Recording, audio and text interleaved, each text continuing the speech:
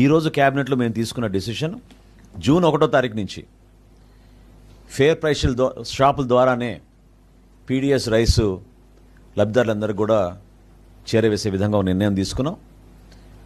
దీంతో పాటు 65 సంవత్సరాల కన్నా ఎక్కువగా ఉన్న వయసులో ఉన్న వృద్ధులకు, అదేవిధంగా దివ్యాంగులకు డోర్ డెలివరీ జరిగేటట్టు ఈరోజు ఒక నిర్ణయం తీసుకున్నాం. ఈ ఫేర్ ప్రైస్ షాప్స్లో కూడా మేము కొత్త యాప్ డిజైన్ చేసాం. రేషన్ చాలా పక్కాగా మేము మానిటర్ చేసుకునే విధంగా నెక్స్ట్ ఫేజ్లో మేము ప్రతి షాప్లో కూడా సీసీ కెమెరాలు కూడా ఏర్పాటు చేసి వాళ్ళ సర్వీసెస్ని మేము పెంచే విధంగా కేంద్ర ప్రభుత్వంతో చర్చించిన తర్వాత ప్రాథమిక అనుమతులు వచ్చినాయి మాకు.